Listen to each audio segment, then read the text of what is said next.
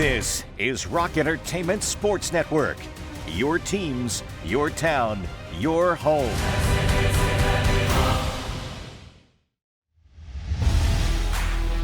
Tried to go all the way and what a play by Allen. Allen got there, made the rejection. He fell into the seat. Out of his hands out front, Garland, long three. Good! That's the icing on the game one cake. To the other end. Pow! Coast to coast. Holy moly. Jerome, come on. Wow. Jaw dropping, electrifying, brilliant. Mitchell again. Hey! Knocks it down. Donovan Mitchell was made for moments like these.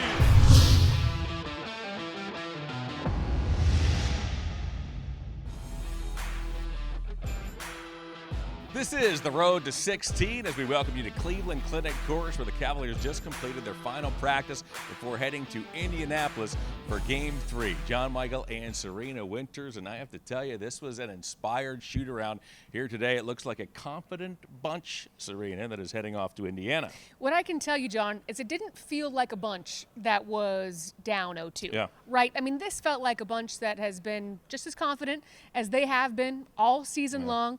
Why is that going to stop now when they're facing a little adversity? How can they use that before they hop on the plane? Yeah, we shouldn't be that surprised No. that this team is taking this on this way. All right, here's what's going to happen. Isaac Okoro is going to be joining me shortly. Serena's going to head over as Kenny Atkinson is going to have his press conference. Ty Jerome is going to talk as well. So coming straight ahead, Isaac. After that, we'll visit with Kenny and Ty. That's all straight ahead right here on the Road to 16.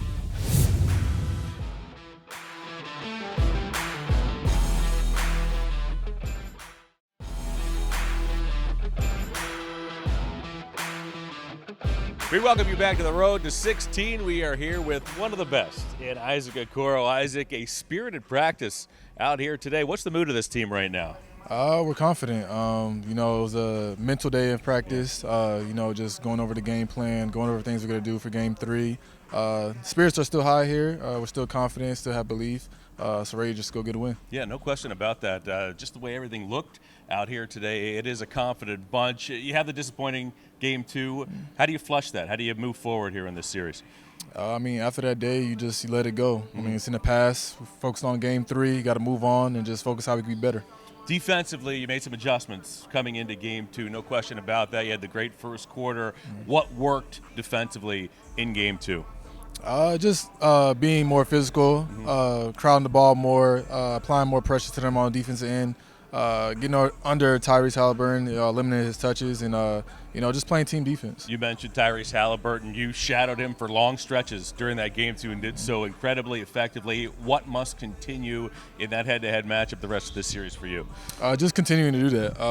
Allow the team to play without him. Try to keep the ball out of his hands, and when he does get the ball, pressure the ball, force him to turnovers, and Joined here by Isaac Okoro. Isaac, what changes for you mentally when you go into the postseason? Is the preparation any different? Does anything change for you coming into a game and a series like this? The preparation is definitely different. Definitely having more of a mental aspect into the game, knowing that it's the playoff time, so now you could hone in on a team for four more plus games, right. Learning each player's tendencies, what they like to do, what they don't like to do. So it's really more of a mental side of it. How about when you get out there on the floor for a player? What changes the most? I mean, we know it's more physical in the playoffs. We know the game slows down. Anything else that's different when you get into postseason play for you? The game slows down more. You value more of the possession game. Every possession counts. It's not like a regular season where, teams kind of play at their own pace. They don't value a possession more. But in the playoffs, every possession matters. Every little thing matters. Every rebound matters. Every box out, every loose ball. So everything that happens within the game matters. Donovan Mitchell goes for 48 in Game 2. From a teammate's perspective, what is that like when you see a player out there doing what he did in that ball game? I don't think it surprises any Cleveland fans or anyone on our team. Yeah. We know what he's capable of. So the 48 doesn't surprise anybody. Right. We know that he's capable of going 50. He's had a 71-point game here. So Donovan Mitchell is doing what Donovan Mitchell does, and he's being the leader of our team. Yeah, what kind of a teammate has he been this season, Donovan? He's been vocal. Yeah. Vocal. he shows it by his work, by his leadership, by just the spirit that he has. Like, even after devastating game like Game 2 was, he still found like the positive things to say to, uplift everyone and just focus on Game 3. So that speaks to the type of leader he is. You talk about Game 3, a lot of confidence in this Cavalier team. What are the keys on both sides of the ball? What do you have to do in Game 3 to pick up the victory? Just come out with the same intensity that we had in Game 2. I mean, if we could, take away the positives from that game, is just the way we started that game, the way we played for, the first 3 quarters, right. The way we're moving the ball on offense, cutting, getting extra possessions, and also like on the defense end, just causing havoc, getting steals, being in the passing lanes, and just doing the dirty work. You all ready? We're ready. All right, Isaac Okoro and the Cavaliers. We are heading to Game 3, and we'll be back with more right after this on the road to 16.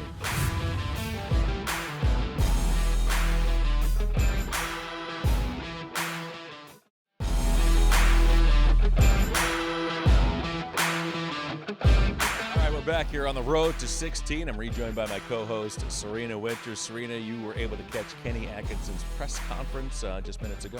I mean, look, the news on everybody's minds is the status of the injuries. Yeah. What I can tell you is that Kenny said that everybody was able to touch the ball at what he called a shoot-around today, but really just up in the air, whether those 3 guys were able to go. Here's more specifics from Kenny Atkinson earlier today. It's so hard with these. The only way I can answer that is like kind of got in their bodies.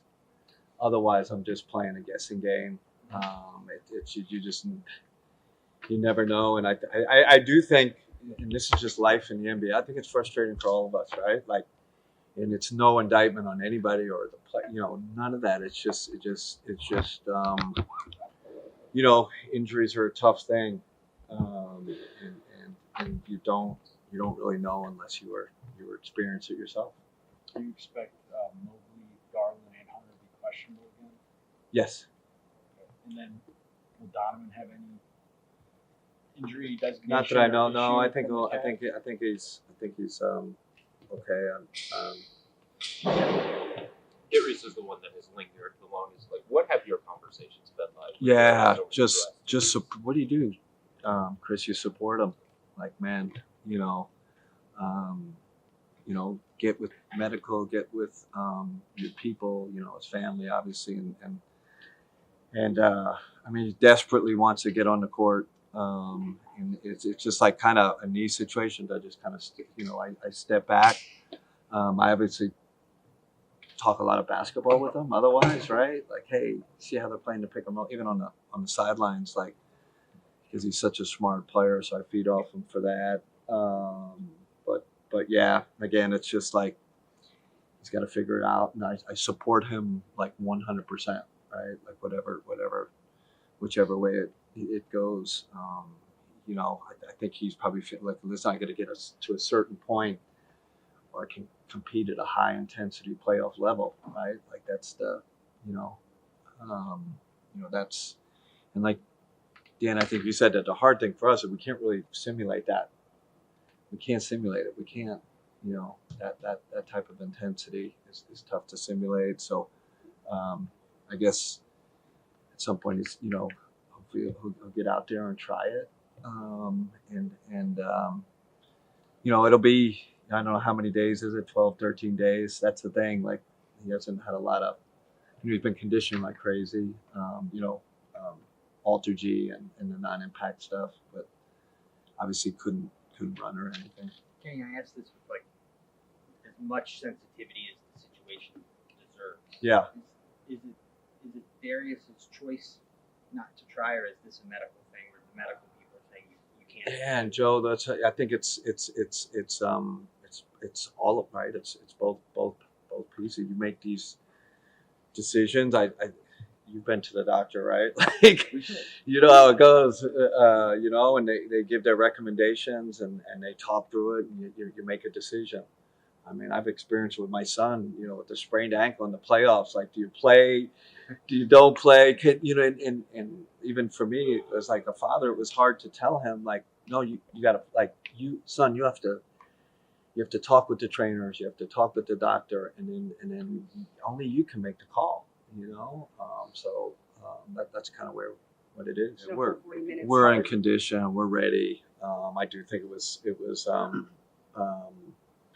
circumstances, and let's face it, Indiana, you know, in terms of intensity metrics, they're by far the highest in the league. I said it before we played them. It's different than Miami, right? Miami was low pace, slower, probably more clutch and hold, that type of game. And then we knew this completely went the other way. This is speed and movement and sprints, and so it's just a different different style of play. I do think we've after getting hit in the mouth and taken a little while to adjust to it. We have adjusted to it. So as mentioned, questionable for the Cavalier All-Stars, Darius Garland and Evan Mobley. Also for DeAndre Hunter as well. 3 of the Cavs' top 7 players. They did not play in Game 2 and questionable for Game 3 in Indy. Yeah, and I thought that Kenny brought up a good point, right, with Darius specifically, that this is a guy that hasn't played game action in nearly 2 weeks, right? So a lot of that goes into those decisions. And look, he also said he's not in their bodies, right? He doesn't know exactly how they're feeling. There's got to be a little bit of optimism that at least they were clearly out there today, but one of those situations where we're just going to have to wait and see for Game 3. Yeah, and a question, too, if they come back, they likely will not be at 100%, but certainly you just want to get those guys out there on the floor. And from what we saw today, it was an inspired practice, a confident team, it appears to be, going into Game 3. I mean, look, this has been a confident team all season long. It's not going to stop now. I remember when Isaac Okoro had even told me before the season that the playoffs even started, like, they like being the underdogs, and they feel like people count them out so they can kind of thrive in these scenarios. Look, certainly a scenario where they're going to be the underdogs heading into Game 3. You think about it, too. I mean, the Cavs go in here, and tomorrow they take Game 3. If this series would have played out where we would have had a split here in Cleveland, and the Cavs would have lost Game 3 in Indy, you're down 2-1. Are you feeling bad? No, you're feeling fine. It's going to be a long series. You knew it was going to be. So the Cavs go in. They take care of business in Game 3. I mean, it's not as if this team is in a hole that it can't get out of right now. And on top of that, we all saw what happened in Game 2, right? And if they are able to get even one of those bodies back for Game 3. I mean, think about what that Cavaliers team did so undermanned in that game. The question, too, is, I mean, can you watch that Game 2 away, right? I mean, moving forward, you're presumably going to have a long series here. The way that it ended, you have to wipe that out of your mind. You heard Isaac in the previous segment say it's gone, right? We have to move forward. We have to go in there, play Game 3. And, the way this team looks, and from what we've seen all season long, the 64 wins, the ability to string wins together, this is a team that seems to be feeling pretty good despite the fact that they're down 2-0. You know what was interesting, John, and you and I were both here today. I sat here and I thought to myself, there's nothing that feels incredibly different than it has all season long. You look at the smiles on the guys' faces, you look at how they're preparing, and I think that consistency aspect, there is something to that, right? If you just go into it and you change a bunch of stuff up, even if you're down, 0-2, that might feel a certain type of way mentally, but it really felt to me like things in here were the same Cavaliers that we have felt all season long. Yeah, and you get the sense, too, that in Game 2 they figured a few things out. They didn't like the way that they looked in Game 1. In Game 2 they clearly ran out of gas, but you look at the game plan coming in and you look at what the Cavs defense did when it was, when the team was fresher in the first half, just the way they went out, the way they attacked this Pacer team on the defensive end, you just get the sense that when this team is in the film room and they come out back here onto the floor, they have a look like, we're comfortable in terms of moving forward here in this series. There's no way you can go through those games and watch the amount of film that they have watched over these past couple of days and not think to yourself, okay, we have definitely figured some things out they've here. They've certainly covered everything over the last couple of days. And John says that because let us tell you, these film sessions can be lengthy in a good way, right? They're obviously covering a lot here. But in terms of, lessons learned and what you take from both of those games, obviously big. But the idea that I love is, when you're in this league, you can't make it in this league if you didn't face some adversity, right? And teams face that all season long. Being down and going into Indy and trying to flip the series here, I think they can kind of thrive on that. Yeah, and we knew that too. You know, this team has been built on that this season. A big part of that has been Ty Jerome. Ty came off the bench for a majority of the regular season. He started in Game 2, and just moments ago, you heard from Ty as well. Obviously, you learn the lessons from the game, and then you flush it, and you get ready to go get these 2 on the road. Lessons learned are? A lot. You know, we did enough to win the game, obviously. You know, you close out the game better, go from there. Obviously, myself looked in the mirror, and then, you know, we all move on. How has that confidence helped you throughout your career? It's helped me every step of the way. Middle school, high school, college. You know, after I lost to a 16 seed, you know, after I was traded and waived and traded again. If you're in this, you're going to go through a ton of adversity. If you're not going through adversity, you're not doing anything important. So, you know, staying confident through adversity is everything. How am I going to, you know, never being in the state before, and I say, you know, my teammates don't worry about me. They feel the same way about me. I feel the same way about myself. I'm the same person. After a good game, bad game, after the worst game of the season, I'm the same person. So, you know, go out there and stay in attack mode in Game 3. And I don't think any of that surprises anyone. We've gotten to know Ty over the last couple of years, and this guy plays with an edge. I mean, he plays with a chip on his shoulder, and he's going to be just fine in Game 3. John, you and I have seen him at scrimmages here at practice with his teammates, and I'm telling you, this is one of the most confident guys you have ever seen. And in the playoffs, when you have a rough game or you lose a game, what do you have to do? One of the biggest challenges is how do you flip that mental switch? And I think when you hear from Ty there about the adversity that he has been through all throughout his career, that can give you the ultimate confidence in this guy that he can wash Game 2 and fire back for Game 3. And we've talked about that all season long. I mean, obviously, Ty last season was limited to a combined 15 minutes, and it was an arduous process to get himself back onto the floor. And just to have a bounce-back season during the 82 that he did took a whole lot. You know, it took a whole lot of mental fortitude. We know what this guy is all about, and he's just one of the many great stories on this Cavalier roster and one of the many reasons that you do feel confident going into a Game 3 in Indy. We didn't even mention that, I mean, finalist for Sixth Man of the Year. I mean, this has been consistently one of the greatest guys off the bench all year long. Guys are going to have some rough stretches, but the one thing that doesn't waver with this group is the confidence that they have in each other. And even after Game 2, I remember Kenny Atkinson saying, you know, we have all the confidence in the world in Ty, and that's not going to stop now. Yeah, no question about that. Big Game 3 straight ahead. And straight ahead, we'll be back to wrap things up right here on the road to 16.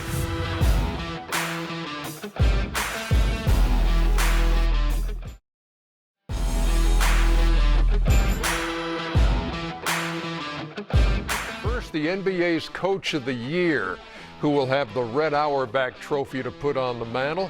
One led his Cleveland team to the best record in the East. One guided the Pistons to a 30-win improvement and a playoff spot, and the other had his Rockets rising to the number 2 seed in the West.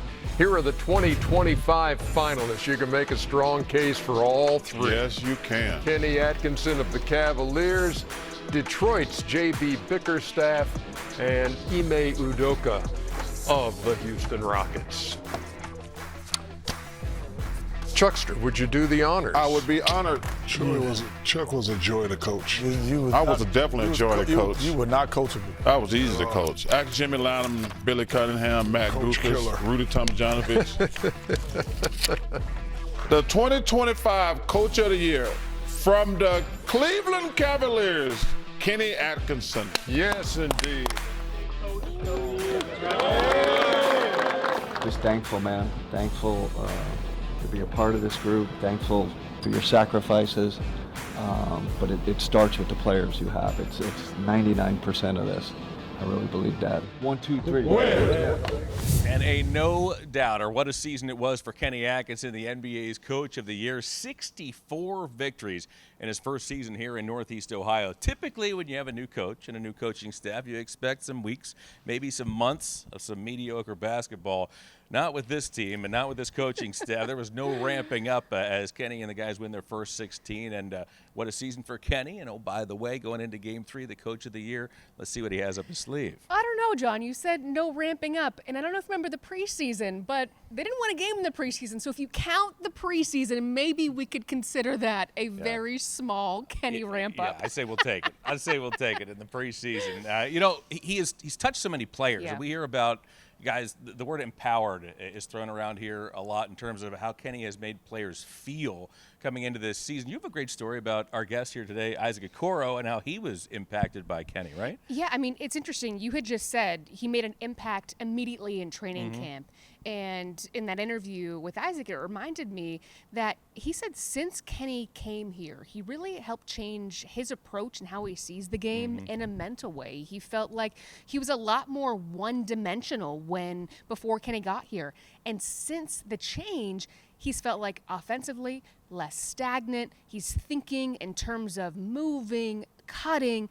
And for me, when you think about how that can really change you as a player, I mean, this is a guy playing basketball his whole life, and to have that make such an impact already, and we've seen that with Isaac's game this year. Yeah, I mean, you could put Sam Merrill into that category. Sure. You could put Ty Jerome into that category as well, as Kenny has done a marvelous job. All right, Kenny and the Cavs go to work tomorrow. It's Game 3 in Indy. We're running to the plane like right now. I literally have my trash. Yeah, we really got. Yeah, we got to go. Really We got to go in a hurry. That's where we're headed. 6:30 is when we'll be on the air tomorrow for the pregame show. Tip time at 7:30. But again, we'll be there at 6:30 to bring you all the action tomorrow night. I said it yesterday. I'll say it again today.